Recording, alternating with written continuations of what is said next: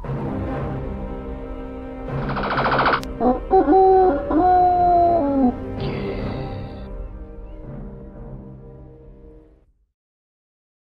folks, a very warm welcome to you. My name is Nick, we're on the Atari 2600 and we're looking at Astroblast, published by M Network in 1982. It's a single player game and it's quite straightforward. Here's my craft here blowing up. But essentially we operate this ground defence. We must stop all these things from landing on the ground. When we shoot them we get points, represented in the middle there, currently on 30. If any of these things reach the ground we lose points, and when we get over 1,000 it goes on to a next stage, but there's no time to get your breath back, so it just runs into the other. Amount of lives left is 9 on the right hand side there, so that's essentially it. We'll see how far we can get. Starts off quite slow in comparison to how quickly it gets later on, but you do have to keep your wits about you. The controls are a little bit slippery, so it's just left and right and fire, and that's it, and avoid getting hit. Screen goes red when you get pulverized. So 85 points, quite a bit off 1,000 required. So we'll just see how quickly I can do, how good are my reflexes. But this is super retro, it's right back down into 1982. Right, this is coming, oh dear, I'm not doing very well here. This is being played because of a recommendation. If you owned an Atari 2600 back in the day, let me know what your favourite games are and I'll try and include those as the weeks go forward. So I'm on 0 points now. Wake up, Nick. If the Earth is being defended by me, we've got a problem. Now, what is your highest score ever on this? As you can see at the moment, mine is 0, 5, 10, right. We need to shape up here. Maybe if I just hold the fire button down completely, maybe that would be better rather than taking pot shots. I think that's working out better for me, actually. Right, come on. Now, once you get past 1,000, if indeed I do that, I think the screen goes blue, and then UFOs will start turning up as well. At present, we're just being bombarded by these meteorites and various coloured rocks. Yeah, so it's quite straightforward, this game. Like a lot of early retro games are, but I like it. This is good. I'm getting a good feeling about this. 8-bit wonder. The Atari 2600, of course, was a machine that came out in 1977. Before that point, or early on, it was referred to as the VCS, not to get confused with that crowdfunded thing at the moment, VCS. This is the old VCS. Atari 2600. Okay, right, so we're almost up to 300 here. I'm getting gradually better. That mountain terrain in green never changes, it always stays the same. So it's just how good are your reflexes here. Single player, I don't know what your highest score is. If you ever got into like 5 figures, let me know. But it's going to get pretty hectic as we go along. You can change the difficulty, I believe, to start off with if you want a tough challenge straight away. But I like it to start as easy as possible to actually get me into the game. Right, come on, can we get up to 1,000? I'm sure we possibly could do. We've got 6 lives left to do it in. You have to watch out for the fragments. Just like Asteroids, once you shoot a bigger one, it will divide up into smaller pieces. So you could say this was an Asteroids variant. Astroblast, not Asteroids, it's Astroblast. Now, Asteroids did come out on the Atari 2600. Well, there's a UFO there, so we're doing well. So maybe we need to have a look at Asteroids as well. I don't think that's vector graphics like the arcade machine. I think it's just sprites there. Right, slowly getting up to 1,000. 605, we need 400 more. Wasn't expecting that UFO to come there before, but it was there. Could be playing this for hours, but I don't think I will be. I'm liking this game. I'm liking it. It's basic for sure, but it's 1982, and for the era, it's quite special. Would have loved this game as a kid. Quite addictive, no complicated instructions to follow, no DLCs or updates. We're there, right, 790. Come on. The more these things that land, the lower your score goes, unfortunately. Oh look, I'm missing stuff now. Score's going down. 845. Come on, just keep ahead of it. I want to go up more than down. I seem to be stuck on 800 here. I need to get a run together. 172. Oh no, there's too much. Oh look, I knew that was going to happen. Down to 5 lives. This is what defending the Earth is like, I suppose. There's another game where you defend the Earth called Missile Command, which I've been told is a good one. Now, if those white UFOs actually reach the ground without hitting you, or just reach the ground anyway, you do lose a life. That's game over. So you must stop them, because presumably they're going to take over the planet. Right, we're almost up to 1,000 here. We might get a change in screen colour. Oh, so close. Oh no, look, I was close there. Now I'm messing up. Yes. Yes. Yes. Oh, it went. Yes, there we go. So it's blue. Well, it was briefly blue. Oh no. Yeah, see, if that ship hits the ground, you're doomed. Bang on 1,000. Yeah. Oh, I was trying to keep it there, but it's all going a bit wrong now. I was getting a bit too excited. So we need to go back up to 1,000. Now, in practice, I didn't get to stage 3. Does it go a different colour after that, or is it just the black background and the blue background? Let me know, you experts of Astroblast. Quite expensive, these cartridges back in the day,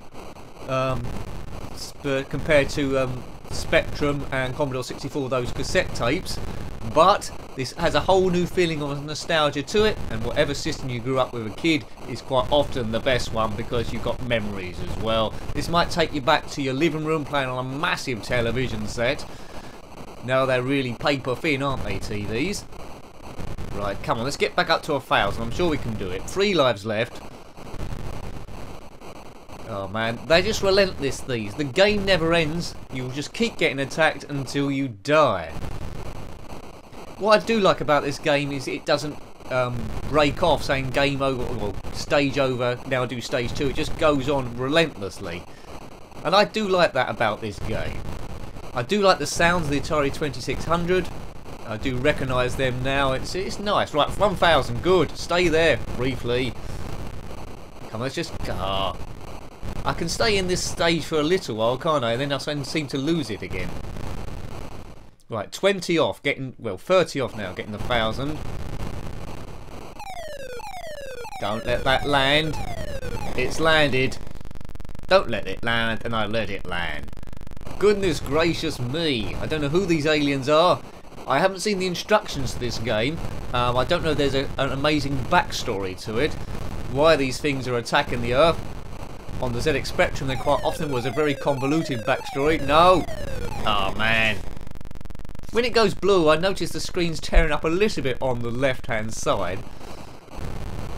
Ever so slightly when it's blue. When it's black, it doesn't have a problem, but it's just there. Right, okay, so we've got a bit of a gap here. Like 1,200.